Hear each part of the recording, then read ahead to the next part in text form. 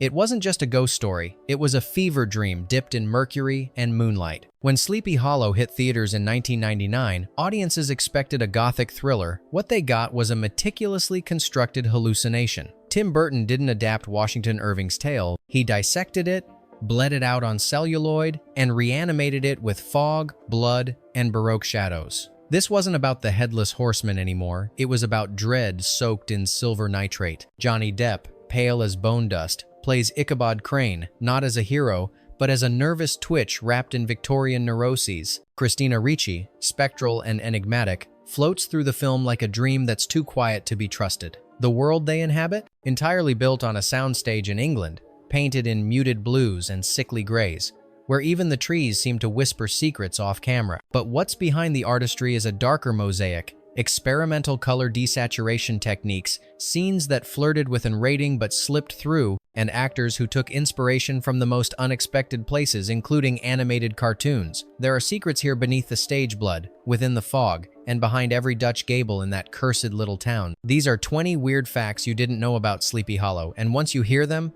the film might never look the same again. Fact 1. The movie was shot under a fake sky. The sky over Sleepy Hollow was a lie, and that was entirely the point. While most period films chase historical realism with natural lighting and authentic locations, Sleepy Hollow went in the opposite direction. The entire town, including its fog-drenched forests, crooked bridges, and candlelit streets, was built from scratch on a massive backlot in England. Even the sky wasn't real. Instead of shooting outdoors, Tim Burton opted for indoor sound stages with artificial skies, painted in grays and lit like a nightmare. The goal? Complete control over every shadow, every mist curl, every unnatural silence. Burton wanted the film to exist in a space outside time, where nothing felt quite real or safe. Cinematographer Emanuel Lubezki embraced this vision by using desaturated color palettes, blue filters, and minimal warmth. The result? A world that felt embalmed, like it had died centuries ago but refused to rot. Ironically, audiences felt more immersed in this artificial world than they did in many films shot on real locations. Perhaps because sometimes the most convincing lie is the one told with absolute control. What does it say about reality when the fakest town on screen feels the most alive? Fact 2. Johnny Depp based his performance on animated characters. Ichabod Crane wasn't just odd, he was cartoonish. Literally. Johnny Depp didn't want to play the role as a standard Gothic hero. In fact, he actively resisted any trace of traditional masculinity or stoic bravery. Instead, he pulled inspiration from unexpected sources, old-school animated characters. His main references? The nervous tremors of Ichabod Crane from Disney's 1949 version, the timid hysteria of Basil of Baker Street, and even the exaggerated expressions of Looney Tunes characters. Depp wanted Ichabod to be physically fragile, mentally erratic, and emotionally reactive. He practiced fainting on cue, fluttering his hands like a panicked bird, and delivering lines in a voice that was always on the verge of cracking. He was not the savior of Sleepy Hollow, he was its most anxious guest. This caused tension. Studio executives worried the performance would come off as weak, or worse, ridiculous. But Burton defended Depp's approach, arguing that horror becomes more effective when filtered through the eyes of someone completely unprepared. In a world of decapitations and black magic,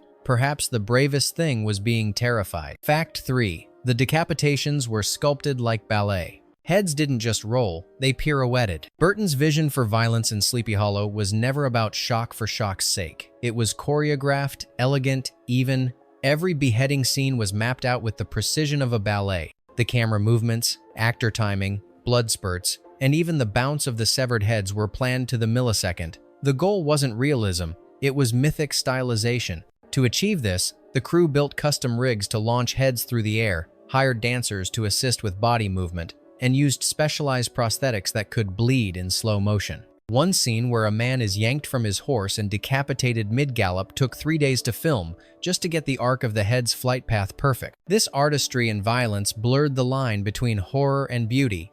You weren't just witnessing murder, you were watching a grotesque ballet. Can death be poetic if it's perfectly choreographed? Fact 4. The blood was colored like black ink. The blood in Sleepy Hollow isn't red, it's rotten. Most horror films proudly splatter vibrant crimson across the screen, but Tim Burton made a calculated departure.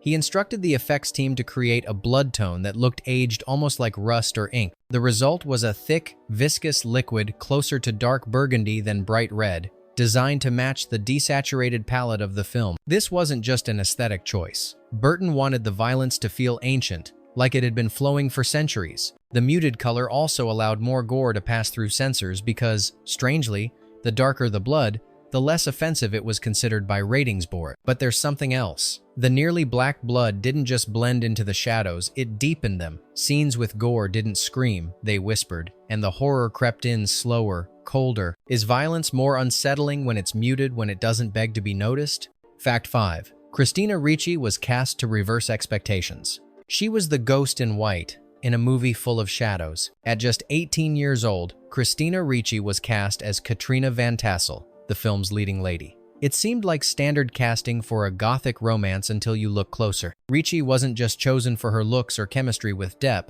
Burton deliberately cast her against type. Known for her dark, sarcastic roles, The Addams Family, Casper, Ricci was now playing a seemingly pure, radiant figure in a world of decay. But that was the trick. Her character's innocence was ambiguous. Her smile often seemed too calm, too knowing. Her white dresses glowed unnaturally against the gray world, making her less of a love interest and more of a spectral anomaly. Burton used Ricci like visual static, something beautiful but out of place, something that made you question if she was savior or spellcaster. In a film about decapitations and deception, why does the quietest character feel the most dangerous? Fact 6. The woods were built by hand, tree by tree. The forest of Sleepy Hollow didn't exist.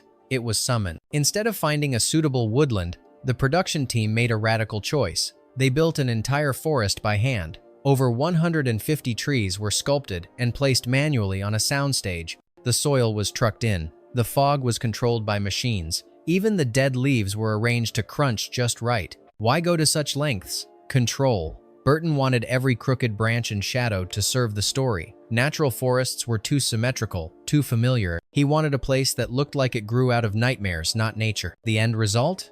A claustrophobic, dreamlike landscape that felt more like a subconscious maze than a real forest. Actors reportedly felt disoriented during shooting, unsure where reality ended and fabrication began. If you walk into a forest made of lies, does it still lead you somewhere true? Fact 7. The Headless Horseman was played by two men. He had no head, but he had two faces. In Sleepy Hollow, the Headless Horseman is more than just a phantom rider. He's a force, relentless, brutal, otherworldly. But behind that spectral presence were two actors, each bringing a different kind of menace. For scenes where the horseman appears without his head, stuntman Ray Park, best known as Darth Maul, performed the role. Agile, precise, and physically dynamic, Park gave the horseman a terrifying, serpentine physicality. But when the horseman appeared with his head before or after his resurrection, it was Christopher Walken. With sharpened teeth, a silent growl, and wild eyes, Walken portrayed a man who was already something less than human even before death. This dual casting wasn't just a matter of logistics. Burton intentionally used two performers to emphasize the unnatural nature of the horseman. One actor's body, another actor's rage. Can something be more terrifying when it's stitched together from two different kinds of fear? Fact 8. The teeth were real and they cut. Christopher Walken's most terrifying feature in Sleepy Hollow wasn't the sword. It was the teeth. The pointed, jagged teeth that his Headless Horseman character wore weren't soft silicone or costume fangs. They were custom-made, rigid prosthetics fitted tightly into his mouth. Walken couldn't speak with them. He didn't need to. His silence was louder than words. But here's the part few people know. Those teeth were sharp enough to cut. During shooting, Walken accidentally nicked the inside of his lip multiple times. The pain? He channeled it. The discomfort made him twitch, grimace, and snarl, a perfect storm of physical irritation and character embodiment. He wasn't acting, he was enduring. The monster was real because the pain was real. What happens when your costume hurts just enough to make your fear believable? Fact 9. The tree bleeds because it was designed to breathe. At the heart of Sleepy Hollow is the Tree of the Dead. Gnarled, rotten, and hollow, it's the Horseman's portal. But in truth, it was the film's most ambitious animatronic. This wasn't a static prop. The tree was built with internal hydraulics, expanding latex, and fog release systems. It didn't just sit there. It pulsed, it wheezed, it bled. When the horseman's victims were dragged into its hollow trunk, The tree moved groaning and swallowing like a living organism. The crew called it the lungs of the forest. Sound designers layered in slowed-down animal breathing to make it feel sentient. And the blood, pumped through concealed tubes, it oozed from wounds in the bark like the tree was alive and suffering. Most horror props aim to scare. This one aimed to disturb. It didn't scream. It breathed. Is it still a tree if it seems to mourn every time it feeds? Fact 10. Ichabod's tools were inspired by real autopsies. He wasn't just a detective. He was a surgeon of the unknown. Ichabod Crane's bizarre collection of instruments in Sleepy Hollow often borders on the absurd folding gadgets, eyeglass contraptions, clanking mechanical arms. But here's the chilling truth. Many of those tools were modeled after actual 18th and 19th century medical equipment used in real autopsies and early forensic procedures. Production designer Rick Heinrichs collaborated with historians to recreate obscure devices, bone shears, cranium drills, even ocular retractors used before modern standards of hygiene or consent. Depp took it a step further. He insisted on learning how each tool worked, practicing with them during rehearsals to add realism. This detail added a strange duality to Ichabod, a man of science, yes, but wielding instruments that looked more like torture devices. The townspeople feared him not just because he was from the city, but because he brought the dark tools of progress. When science starts to resemble witchcraft, who becomes the heretic? Fact 11. The script was originally a slasher film. Before the fog, before the folklore, it was just blood. The earliest draft of Sleepy Hollow wasn't a moody gothic horror. It was a straight-up slasher movie. Written by Andrew Kevin Walker, the original script leaned hard into violence, featuring a much higher body count, more explicit kills, and a conventional monster hunting narrative. It resembled something closer to Friday the 13th than a period thriller. Enter Tim Burton. He reshaped the project completely, rewriting entire arcs, reimagining Ichabod as a forensic outsider instead of a local teacher, and pushing for a layered tone that blended dread with artistry. He didn't want jump scares. He wanted atmosphere, ritual, decay. Ironically, Burton kept most of the deaths. He just filmed them like operas instead of stabbings. And in doing so, he transformed a formulaic horror script into a film that felt handcrafted in the shadows. What's more terrifying, a monster that kills for sport, or one that follows rules you don't understand? Fact 12. Michael Gough came out of retirement for the film. Sometimes, the dead return just for Burton. Michael Gough, known to many as Alfred in the Batman films, had quietly retired from acting. He was done with sets, cameras, and costumes. But when Burton called him for Sleepy Hollow, Gough didn't hesitate. The role? Not a lead, just a small supporting part. Notary Hardenbrook, the frail town official with secrets in his eyes. Burton's reason for casting Gough wasn't just loyalty. He wanted Gough's presence, his worn voice, haunted gaze, and sheer stillness to embody the theme of eroded institutions. A man whose time had passed, yet who still sat at the table of the damned. Gough's scenes are brief, but unforgettable. He doesn't scream, he crumbles. And when he exits the film, it's not with a bang, but with a quiet, devastating withdrawal from the frame. What kind of story uses the oldest man in town to remind us that no one is safe? Fact 13. The headless effect was practical, not digital. They didn't erase the head, they hid it. In an era when CGI was gaining momentum, Sleepy Hollow made a bold choice. Keep the effects as practical as possible.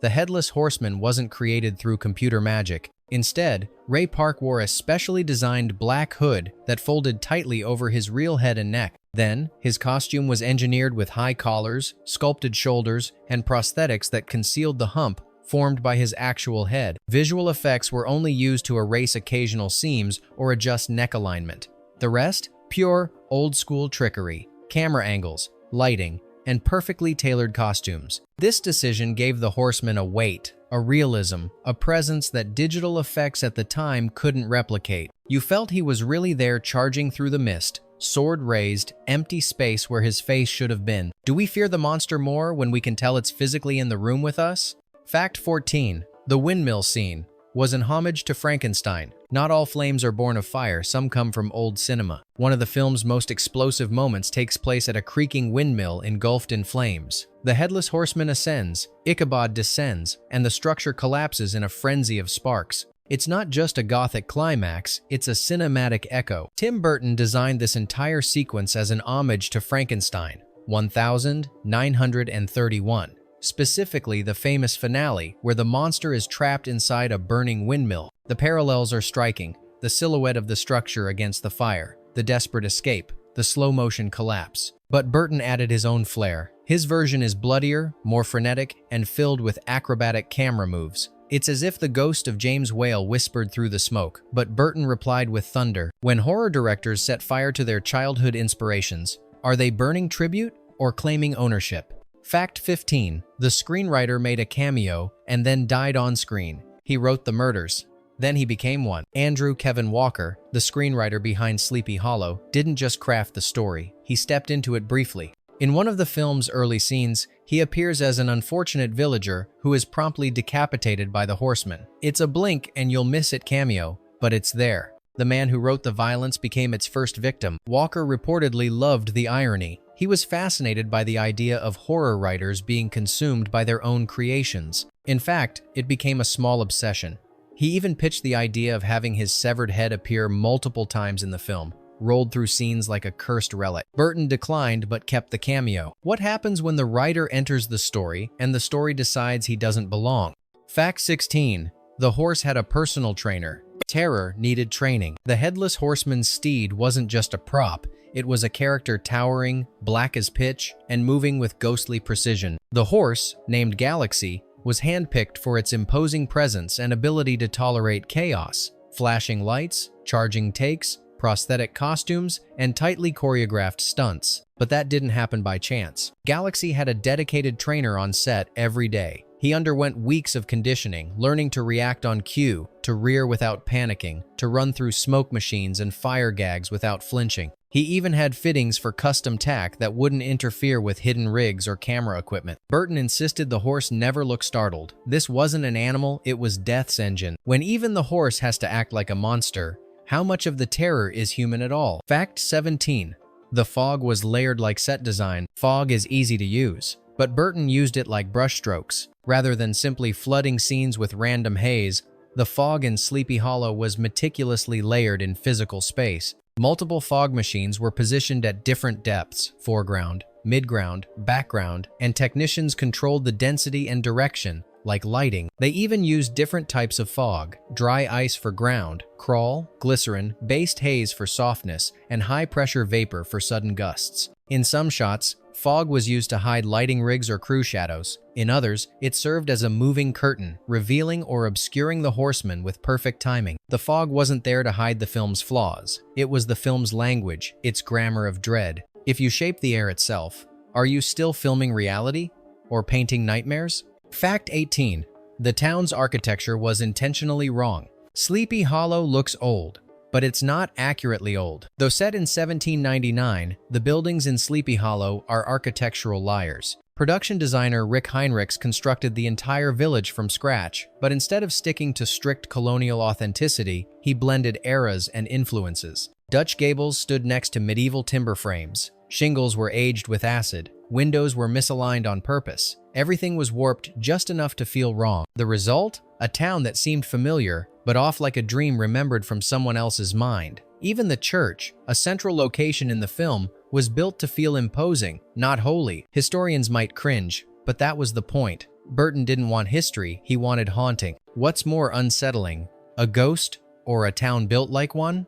Fact 19. The church was designed to feel unsafe. In most horror films, the church is sanctuary. Not here. The small chapel in Sleepy Hollow, surrounded by iron fences and filled with flickering candlelight, should have been a place of refuge. Instead, it's where panic boils over, alliances crumble, and blood is spilled across sacred floors. That wasn't an accident. Burton and production designer Rick Heinrichs designed the church to feel wrong, tall, narrow, overly symmetrical, like a coffin turned upright. Inside, pews were positioned just slightly too close. Stained glass was muted to the point of looking dead. Even the cross atop the steeple was intentionally crooked in early concept sketches until producers insisted it be corrected. But the feeling lingered. The final massacre, set inside the church, sealed the reversal. It wasn't holy ground, it was a trap, a place where faith bent under the weight of fear. When sanctuary becomes theater for death, what's left to believe in? Fact 20. The film was meant to end with silence. The final shot was supposed to whisper, not cheer. In the theatrical cut of Sleepy Hollow, Ichabod and Katrina ride into a snow-covered city, the score swelling into resolution. But Burton's original concept was different. He wanted the film to end with complete silence, no music, just the sound of wind against stone. A quiet return to civilization that felt colder than the cursed town they left behind. The studio pushed back, fearing audiences would feel emotionally adrift without musical closure. Composer Danny Elfman delivered a soaring final track. But traces of Burton's intent remain: the snow, the pallor, the unnatural stillness of the street. It wasn't a happy ending, it was a withdrawal, like waking from a fever dream and realizing the world is still strange. Is a horror truly over just because the music says it is? Bonus fact: the story was never about the horseman. He loses his head, we lose our certainty. Despite the title, despite the blood-soaked blade and the thundering hooves, Sleepy Hollow isn't really about the Headless Horseman. He's the symptom, not the disease. The film, underneath its fog and folklore, is about the disintegration of truth, a town wrapped in fear, a justice system ruled by superstition, a protagonist who uses science but is haunted by visions. Ichabod's tools dissect flesh, but they fail to cut through lies. Every answer leads to another question. The townspeople lie to survive. The church hides sin. Even Katrina, wide-eyed and luminous, casts spells of her own, whether real or metaphorical. In the end, the most dangerous ghosts aren't the ones galloping through the woods. They're the ones sitting in courtrooms, dining rooms, and pulpits. Burton knew this. He built the world to collapse inward until what was supposed to be folklore becomes something more primal, more familiar. Maybe the scariest thing about Sleepy Hollow is how much it resembles us. Which of these facts made you see Sleepy Hollow in a different light? Tell us in the comments which detail twisted your perception the most. Was it the artificial sky, the bleeding tree, or the way fear was stitched into every costume? And more importantly, what film should we unearth next? Don't forget to like, subscribe, and join us as we peel back the layers of cinema's darkest secrets one fact at a time.